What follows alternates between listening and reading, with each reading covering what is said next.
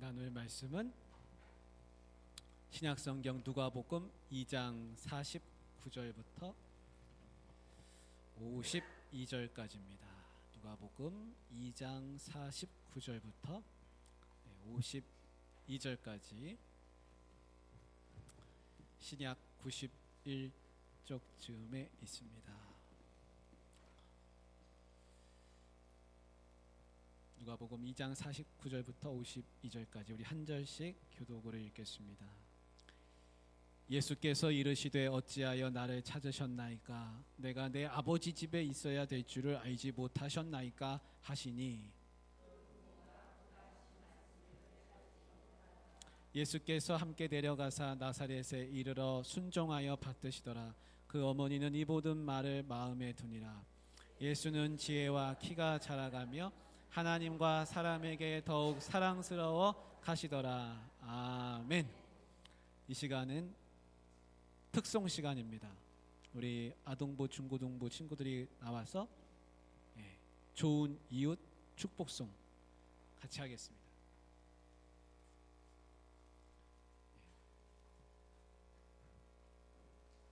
우리 슬아랑 지아랑 주아도 큰 아이들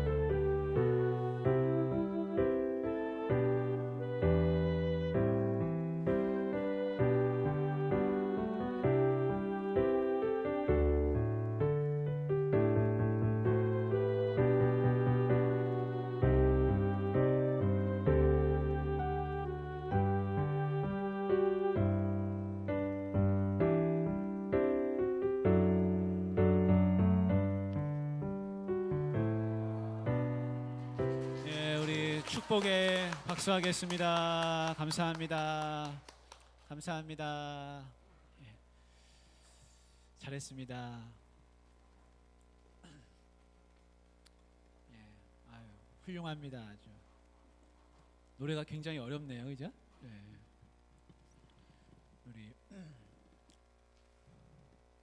우리 류지선 집사님하고 김상우 집사님하고 진짜 오랜만이시네요.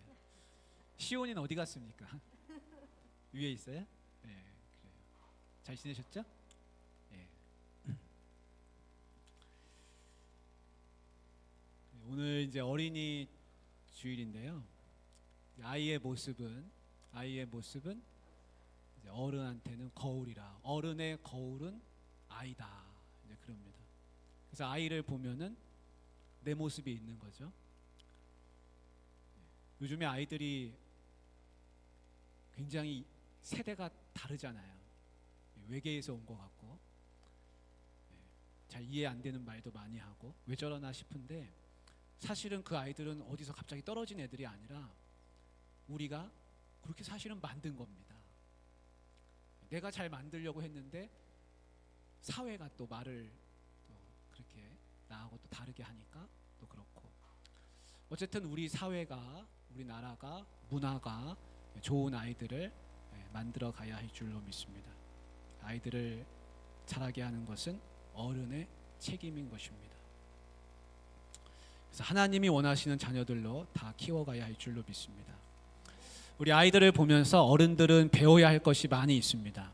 그 중에 이제 한 가지가 뭐냐면 아이들이 가진 믿음의 순수함입니다. 믿음의 순수성. 우리 누가복음 18장 17절 말씀을 잠깐 한번 볼까요? 거기에 보면 예수님이 이렇게 말씀하세요. 내가 진실로 너희에게 이르노니 같이 하겠습니다. 누구든지 하나님의 나라를 어린아이와 같이 받아들이지 않는 자는 결단코 거기 들어가지 못하리라 하시니라. 아멘. 그래서 예수님은 하나님 나라는 어린아이와 같이 받들어야 된다. 그렇게 말씀하셨습니다. 어린아이만 들어가는 것이 아니라 어린아이처럼 받들어야 된다. 그만큼 아이의 그 순수한 믿음이 예수님 보시기에 참 귀하게 보였다는 것이죠. 아이들은 믿음이 순수합니다. 어떤 애가 개를 키웠는데 강아지를 이제 애지중지 키웠는데 그 강아지가 그만 죽어버렸어요. 그 죽으니까 그 애가 막 슬퍼하면서 우리 강아지 천국 가서 다시 만날 거라고, 천국 가서 만날 거라고 계속 그러는 거예요. 근데 어른들은 어떻게 합니까? 개가 죽으면 개가 무슨 영혼이 있냐, 개가 무슨 뭐 천국에 가서 부활을 하냐, 영혼이 있느냐 없느냐 그런 얘기합니다. 근데 아이들은 그런 얘기 안 합니다. 아이들은 천국 가면 우리 강아지 만날 거라고 그런 얘기합니다. 아이들은 그만큼 믿음이 순수한 거죠. 여러분 천국 가면 개가 있겠습니까? 없겠습니까? 예. 왜 없습니까? 영혼이 없다고 누가 그럽니까? 어디 나와 있습니까? 영혼이 없다고? 네. 하나님한테는 불가능한 게 없는 것이죠. 네. 더 얘기하면 좀 이상해지니까 더 얘기할 건 없지만 하나님한테는 불가능이 없습니다. 아이의 믿음을 어른들은 때로는 본받아야 할 줄로 믿습니다. 그래서 아이처럼 그 순수한 믿음이 부러울 때가 많습니다. 이전에도 했던 예화인데 그 비가 안 오니까 동네 사람들이 모여가지고 교회에 모여가지고 다 막 기도했다는 거예요. 철야 기도도 하고 며칠 40일 기도도 하고 계속 기도하는데 모여서 기도하다가 뚝뚝뚝뚝뚝뚝 비가 이제 오기 시작하는 겁니다. 그러니까 사람들이 다 좋아해가지고 야, 비 온다, 하나님 응답하셨다고. 그러고 막상 이제 예배 끝나고 문 열고 가려니까 아무도 못 나가는 거죠. 비가 오니까. 근데 아이 하나가 어른들 사이를 비집고 탁 나가더니 우산을 착 펴가지고 탁탁탁 하고 가는 거예요. 어른들이 야, 너 비가 올 줄 어떻게 알았냐? 애가 뭐라고 했겠습니까? 기도했잖아요. 어른들은 믿음이 별로 없습니다. 이런 비슷한 말씀이 성경에 있어요. 그게 뭐냐면 그 5천 명을 먹인 오병이어 사건 이야기입니다. 5천 명이 다 그냥 기진백진해가지고 배가 고파가지고 예수님을 따라다니는데 너무 배가 고픈 거예요. 그 이제 먹을 때가 됐는데 다 쫄쫄 굶고 그러고 있습니다. 예수님이 제자들한테 그러셨어요. 야, 이거 어떻게 하면 좋냐? 어떻게 할 거냐? 뭔가 좀 대책을 세워봐라. 근데 이제 빌립이 뭐라 그랬냐면, 빌립이 예수님한테 그랬습니다. 요한복음 6장 7절에 있는데요.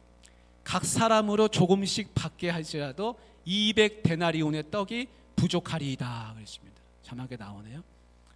빌립이 착 머리를 팍팍팍 굴려보니까 200데나리온 부족하겠습니다, 주님.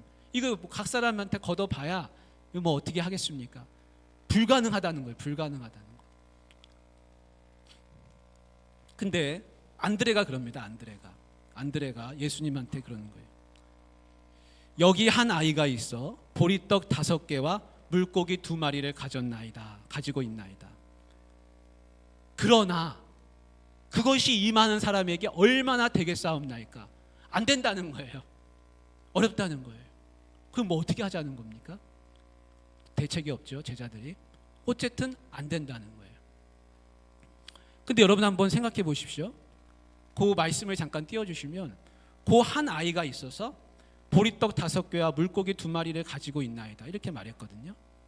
그러면 그 아이는 도대체 뭔가요? 그 아이는 그걸 왜 가지고 나왔을까요? 그 아이는 배가 불러서 가지고 나왔을까요? 아니에요. 그 아이는 이거를 예수님한테 드리면 예수님이 이것을 사람들에게 나눠주십시오 하고서 가지고 왔단 말이죠. 근데 그 아이는 이 보리떡 5개와 물고기 2마리로 어떻게 5천 명을 나눠줄 수 있을 거라고 생각을 했을까요? 이게 아이의 믿음입니다. 왜 어른들은 아무도 안 가지고 왔을까요? 어른들은 이렇게 생각했을 거예요. 야, 이거 보리떡 몇 개랑 이거 생선 몇 마리 이거 뭐 갖다 드려 봐야 이거 어떻게 나눠 먹겠어? 야, 그냥 우리나 먹자. 응? 야, 우리끼리 그냥 우리 몇 사람 우리나 먹자. 이렇게 생각하고 말지. 이거를 예수님한테 가지고 가는 사람은 없습니다. 다 그렇게 생각하는 거예요. 그러나 아이는 달랐죠.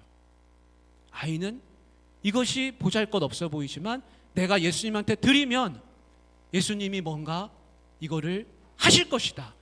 예수님은 기적도 일으키시고 병든 자도 낫게 하시고 귀신도 내쫓으시고 놀라운 일을 일으키실 거라고 하는 분명한 아이한테는 믿음이 있었습니다. 그래서 보리떡 5개와 물고기 2마리가 5천 명을 먹인 게 아니라 어린 아이의 믿음이 5천 명을 먹인 겁니다. 이 아이의 믿음이 살린 거예요. 그러니까 어른들도 그때서야 막 가지고 나왔겠죠. 어쨌든 예수님은 떡 5개와 물고기 2마리를 가지고 5천 명이 넘는 수많은 사람들을 다 먹이셨습니다. 그래서 우리 아이들은 다 어디 갔나요? 근데 이제 아이들한테 이야기를 해야 되는데 아니, 애들이 있어야 되는데 애들이 없어졌나요? 그래서 어른이 아이한테 배워야 될 거는 뭡니까? 아이의 믿음. 그 믿음은 순수한 믿음이라는 거예요. 그래서 내 자녀가 있는데 내 자녀의 믿음을 여러분 얕보지 마십시오. 내 자녀의 그 믿음도 내가 배워야 할 게 분명히 있습니다. 그거를 우리가 꼭 기억하면 좋겠습니다. 이제 우리 친구들한테 얘기를 해야 됩니다. 친구들이 예수님 어릴 적 모습을 알 거예요. 그죠? 친구들 하나도 없는데요. 예수님이 어디서 태어났습니까? 예수님이 말구유에서 태어났어요. 그죠? 말구유에서. 그리고 예수님은 나사렛이라는 동네에서 자라셨습니다. 근데 나사렛이라고 하는 동네는 그냥 시골 동네예요. 시골 동네. 촌이에요. 완전 촌. 근데 그 촌동네에서도 예수님 집은 별로 못 살았어요. 그러니까 이스라엘 전체로 본다면 예수님은 못 사는 동네에서 별로 부유하지 않은 그런 집에서 자라게 되셨습니다. 얼마나 어렵게 자랐겠습니까?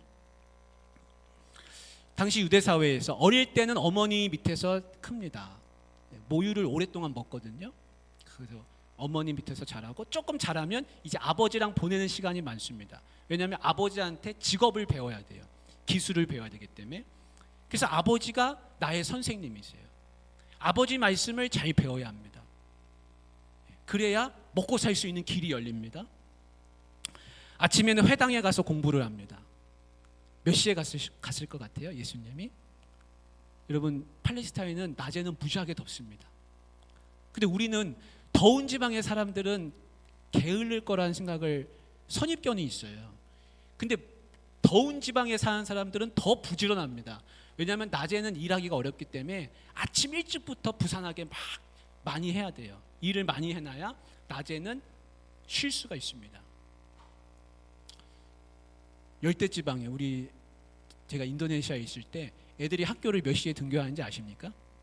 유치원생이 학교 등교하는 시간, 수업 시간이 7시. 여러분, 7시까지 학교 가서 공부하려면 몇 시에 일어나야 됩니까? 애들 엄청 부지런합니다. 7시에 공부 시작해서 몇 시에 끝나는지 아세요? 10시 되면 끝납니다. 10시 되면 학교 끝나고 오는 거예요. 오전에 공부 다 마칩니다. 그렇습니다. 아버지의 직업은 목수예요, 목수. 여러분, 목수는 별로 그냥 좀 공부도 별로 안 할 것 같죠? 전혀 그렇지 않습니다. 당시에 목수는 공부를 많이 해야 됩니다. 왜냐하면 물건을 만들어야 되기 때문에 그래요. 뿐만 아니라 집을 지을 줄 알아야 됩니다. 그러니까 목수는 보통 기술자가 아니고 머리도 굉장히 영리한 사람입니다. 그래서 아버지 밑에서 공부할 것이 예수님은 굉장히 많았을 겁니다. 뿐만 아닙니다. 목수는요, 나무만 다루는 게 아니에요. 목수는 뭘 다뤄야 되냐면 돌을 다뤄야 돼요. 돌. 그 당시의 목수는 석공하고 비슷합니다. 석수입니다. 석수. 그러니까 예수님은 굉장히 몸이 많이 피곤했을 겁니다. 낮에는 아침 일찍 일어나서 회당에 가서 공부해야 되죠. 집에서 돌아오면 집안일도 해야 되죠. 아버지 밑에서 일을 배워야 되죠. 그냥 배웁니까? 열심히 공부하면서 그것도 배워야 남의 집도 지어주고 물건도 만들어주고, 그렇게 예수님은 어려운 인생을 사셨을 것입니다. 동생들도 많았습니다. 예수님한테는 남동생도 있고 여동생도 있고, 그 동생들도 다 돌봐야 되죠. 그리고 성경에는 나오지 않지만 우리가 추정컨대 아버지 요셉이 일찍 세상을 떠났을 거라는 추정을 많이 합니다. 그러니까 예수님이 첫째거든요. 그러니까 집안 살림을 다 해야 되죠. 먹여 살려야 되죠. 동생들 돌봐야 되죠. 공부도 시켜야 되죠. 가장 역할도 해야 되죠. 얼마나 어려운 삶을 사셨겠습니까? 우리 친구들한테 이 얘기를 해주려고 했던 이유는 뭐냐면, 예수님은 공부도 열심히 하시고 힘든 학교 생활을, 학창 시절을 보내셨다, 그 얘기를 해주려고 했는데 아무도 듣는 사람이 지금 없습니다. 여러분이 대신 들으시기 바랍니다.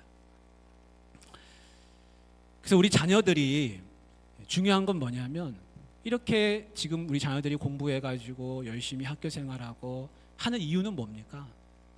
자립을 위해서죠. 자립을 위해서. 자립이라는 건 스스로 일어나는 걸 자립이라고 합니다. 근데 세상에 나가서 자립하는 것보다 더 중요한 게 한 가지 있습니다. 그거는 뭐냐면 신앙 자립입니다. 신앙 자립. 신앙 자립이 되지 않으면 신앙인은 공부를 아무리 많이 했다 한들, 직업을 아무리 좋은 것을 가진다 한들, 돈을 아무리 많은 버는 어디에 취직을 했다 한들, 신앙 자립이 되지 않으면 소용없습니다. 무용지물입니다. 신앙 자립이 안 되는데 내가 세상에 나가서 공부 잘하고 어디 취직 잘하고, 신앙인으로서는 자립이 안 되는 것입니다. 그래서 그리스도인은 세상에 나가서 자립하는 것도 물론 중요하지만, 우리 자녀들에게 중요하게 해야 될 것을, 가르쳐야 될 것은 뭐냐면 신앙이 자립하게 하는 겁니다. 그 신앙 자립은 언제 알 수 있느냐? 부모님 밑에 있을 때는 알 수 없습니다. 부모님을 떠나가면, 부모님하고 이제 헤어져서 나가 살아 보면, 그때서야 제가 신앙 자립이 되는 애인지 아닌지를 그때서야 이제 판단이 됩니다. 부모님 밑에서는 그 판단이 안 됩니다. 그래서 우리 아이들을, 자녀들을 교육할 때 신앙 자립하는 것을 최우선으로 삼으실 수 있기를 바랍니다. 그래서 우리가 물려줘야 될 것은 뭐냐면 신앙 유산입니다. 신앙 유산. 우리 자녀들이 물려받아야 되는 건 뭐냐면 땅이 아니에요. 아파트가 아닙니다. 집이 아닙니다. 자녀들이 물려받아야 될 것은 신앙 유산입니다. 우리 자녀들도 잘 기억해야 되는데 아버지한테 뭐 좋은 거, 집, 부동산 이런 거 물려받는 게 중요한 게 아니라 자녀들이 꼭 기억해야 되는 거는 신앙 유산을 물려받아야 한다는 것입니다. 부모님은 신앙 유산 물려줘야 되고 자녀들은 그 신앙 유산을 물려받아야지만 됩니다. 우리 디모데후서 1장 5절 말씀을 한번 같이 읽어보겠습니다. 빨간 부분만 읽겠습니다. 이 믿음은 먼저 네 외조모 로이스와 네 어머니 유니게 속에 있더니 네 속에도 있는 줄을 확신하노라. 아멘. 디모데는 뭘 받았습니까? 디모데는 집 받았다, 아파트 받았다, 부동산 받았다 그런 얘기가 없습니다. 오직 한 가지 뭐만 받았습니까? 신앙 유산을 받았습니다. 그것은 어머니한테 받았습니다. 외할머니에게 받았습니다. 그 디모데는 참 행복한 아이인 것이죠. 왜냐하면 신앙 유산을 받았기 때문에 그렇습니다. 아무리 좋은 것을 물려받아도 신앙 유산만큼은 못 됩니다. 왜냐하면 아무리 좋은 뭔가가 있어도 그것이 그 아이를 구원시켜 주지 않기 때문에 그렇습니다. 내 아이를 구원해 주는 것은 신앙입니다. 신앙이 그 아이를 살리는 것입니다. 그래서 믿음을 가진 사람은 모든 것을 다 가진 사람입니다. 그것이 천국을 가져다 주기 때문에 그렇습니다. 우리 누가복음 2장 49절부터 52절까지 오늘 말씀을 읽었는데요. 예수님이 12살 때 예수님이 부모님 따라가지고 예루살렘에 갔다가 부모님을 잃어버리고 부모님은 아이를 잃어버리고 회당에다 그냥 두고서 이제 집에 가는 겁니다. 집에 가다가 깨달아 보니까 애가 없는 겁니다. 막 한꺼번에 많이 막 가니까 애가 있는 줄 알고 따라오는 줄 알고 봤더니 애가 없는 거예요. 그때서야 애를 잊어버린 줄 알고 회당에 가서 찾아보니까 거기 가서 있는 겁니다. 그때 예수님이 한테 어머니가 너 왜 이렇게 어머니를 우리 부모님을 이렇게 속상하게 하냐? 야단을 쳤습니다. 그러니까 예수님이 내가 아버지 집에 있어야 할 줄을 알지 못하십니까? 그런 이야기를 좀 동문서답 같은 그런 이야기를 했습니다. 근데 부모가 그걸 무슨 말인지 그걸 깨닫지 못했습니다. 그리고 51절 말씀에 나오는 겁니다. 51절을 우리가 같이 한번 읽어보겠습니다. 예수께서 함께 내려가사 나사렛에 이르러 순종하여 받드시더라. 그 어머니는 이 모든 말을 마음에 두니라. 아멘. 예수님이 어떻게 하셨다고요? 집에 가셔서 부모님을 순종하여 받드시더라. 이거는 마리아가 예수님을 순종해서 받으셨다는 말이 아니라 부모님이 예수께서 함께 내려가사 나사렛에 이르러 순종하여 받드시더라 그랬습니다. 순종하지 않는 자녀는 아무것도 못 배웁니다. 순종하지 않는 자녀는 하나 배우는 게 없습니다. 이거를 우리 아이들한테 말하려고 생각했는데 애들이 없어요. 제가 어제 전도사님한테 물어봤거든요. 특성하고 애들은 어디로 가냐고. 예배 같이 드린다 그랬어요. 그래서 제가 이 얘기를 하는 거예요 지금. 애들이 있어야 되는데. 순종하는 아이들만 배울 수 있습니다. 순종하지 않으면 아무것도 못 배웁니다. 에베소서 6장 1절, 골로새서 3장 20절 연속해서 한번 읽어보겠습니다. 자녀들아 주 안에서 너희 부모에게 순종하라. 이것이 옳으니라. 자녀들아 모든 일에 부모에게 순종하라. 이는 주 안에서 기쁘게 하는 것이니라. 아멘. 성경은 뭐라고 말씀하냐? 자녀들아 반드시 순종해야 된다. 부모님께 순종해야 된다. 그게 사는 길이라는 겁니다. 자녀가 사는 길은 부모님한테 순종하는 겁니다. 그거 외에는 길이 없습니다. 자기가 잘 될 것 같지만 그렇지 않습니다. 예수님이 어떻게 하셨습니까? 순종하여 받들었다 그랬습니다. 그리고 그 다음에 나오는 2장 52절 말씀이 바로 이겁니다. 예수는 지혜와 키가 자라가며 하나님과 사람에게 더욱 사랑스러워 가시더라. 아멘. 예수님의 지혜와 키가 어떻게 자랐습니까? 부모님께 가서 순종하면서 자랐습니다. 부모님께 가서 열심히 목수일을 배웠습니다. 회당에 가서 열심히 공부했습니다. 그러면서 지혜가 자라고 키가 자라고 하나님 앞에서 사랑스러워지고 사람들 앞에서 사랑스러워졌다고 성경은 그렇게 말씀하고 있는 것입니다. 우리 자녀들 사람 앞에서만 존귀한 자녀 되면 안 되고 하나님 앞에서 존귀한 자녀 돼야 되고 하나님과 사람 앞에서 사랑받고 존귀한 자녀로 다 살아가야 할 줄 믿습니다. 그리고 이제 부모님들께 한 가지만 마지막으로 말씀드리면 아이들을 붙잡고 기도를 많이 하시길 바랍니다. 아이들을 그냥 어떻게든 붙잡고 기도를 하시길 바랍니다. 제가 예전에 교회 부임하니까 그 어머니가 애가 11살인데 그 아들을 하나밖에 없는 아들인데 걔를 데리고 와서 저를 처음 보는 거예요. 그날 목사님 하면서 교구 목사니까 우리 애를 위해서 기도해 달라고. 예배 끝나고 그냥 여기 밖에서 인사하는데요. 기도해 달라고. 목사님 처음 왔으니까 우리 애를 기억해 달라는 거예요. 그래서 머리에 손 얹고서 막 기도를 했습니다. 근데 그 기도가 계속 나오는 거예요. 처음 본 애잖아요. 근데 그 교회에 있는 동안 그 애가 늘 기억에 나고 그 애만 보면 기도하고 싶고 머리에 손을 얹고 싶고 붙잡고 기도하는 겁니다. 근데 부모의 마음은 늘 똑같지 않습니까? 얼마나 기도해주고 싶습니까? 시온이를 안고서 기도하시길 바랍니다. 내 자녀를 손주를 위해서 머리에 손을 얹고 누가 기도하겠습니까, 여러분? 내가 기도 안 하면 누가 이 애를 위해서 기도하겠습니까? 뭐 옆집 사람이 기도하겠습니까? 나밖에 할 사람이 없는 겁니다. 외조모 그리고 어머니로부터 디모데는 그렇게 자랐습니다. 그러니까 우리 자녀들 붙들고서 안고서 손을 얹고서 잘 때라도 가셔서 기도를 열심히 해주시는 우리 부모님들 되셔서 사랑을 부어주시고 그렇게 잘 저 믿음 안에서 자랄 수 있도록 하시기를 주님의 이름으로 축복합니다. 우리 같이 기도하면 좋겠습니다. 여러분 기도하실 때 하나님 내 손주